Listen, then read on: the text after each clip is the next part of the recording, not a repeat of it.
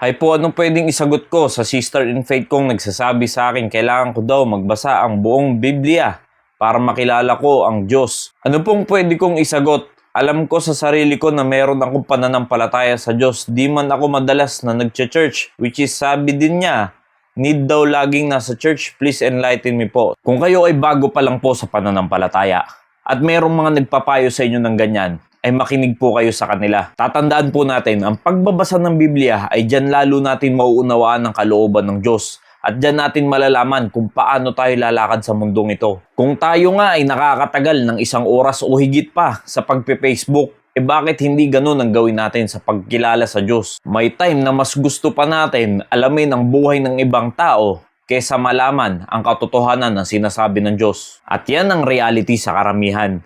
Mas maraming oras sa mga ibang bagay, mas maraming oras sa mga hindi naman ikaluluwalhati ng Diyos. Pero sa mga bagay ng Diyos ay madalas ay walang oras. Holy Scripture is given by inspiration of God and is profitable for doctrine, for reproof, for correction, for instruction in righteousness, that the man of God may be perfect, truly furnished unto all good works. Bilang Kristiyano, ang salita ng Diyos ay yan na ang magiging guide natin sa pamumuhay. Yan ay kapakinabangan sa atin sa doktrina, sa pagsansala, sa pagsaway, sa ikatututo, sa katwiran. Pag tayo po ay bumibili ng cellphone, meron po dyan nakalagay na manual. Diyan natin malalaman kung paano i-ooperate o paano pagaganahin o paano aayusin pag nasira ang cellphone. Diyan mo malalaman ang pasikot-sikot ng cellphone dahil meron kang manual. At ganun din po sa ating buhay. Ang Biblia ang nagbibigay gabay sa atin para malaman natin ang dapat nating gawin at kung paano natin i-operate ang ating sarili,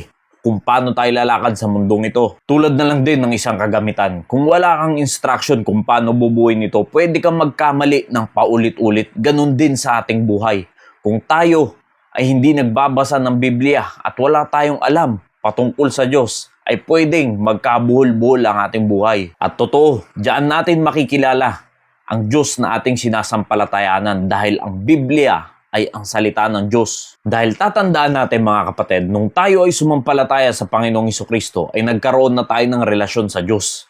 Tayo ngayon ay naging anak ng Diyos, ayon sa John 1:12. Now, wala na po tayong means of communication sa Diyos, kundi sa panalangin at sa Bible reading na lamang. Dahil hindi na po nagsasalita ng audible ang Diyos sa panahon natin ngayon. Try mong imaginein kapatid, kung ikaw ay may anak man, na ang means of communication nyo na lamang ng anak nyo ay through text and call. Bilang magulang, ikaw ay nakikipag-communicate sa kanya. Nire-reach out mo siya through text and call. Pero yung anak mo, kahit isang text, kahit isang call, hindi magawa sa'yo. Tingin mo kapatid, anong mararamdaman mo bilang magulang? Sigurado ikaw ay masasaktan. At yan din ang nararamdaman ng Diyos sa atin. Sa tuwing tayo ay hindi lumalapit sa Kanya, sa tuwing tayo ay hindi nagbabasa ng Biblia upang malaman ang Kanyang mga salita. At dahil sa hindi nyo pag-uusap, imbis na titibay ang inyong relasyon, magiging matabang yan. Dahil tatandaan po natin, ang pananalangin sa Panginoon ay tayo ay nangungusap sa Kanya.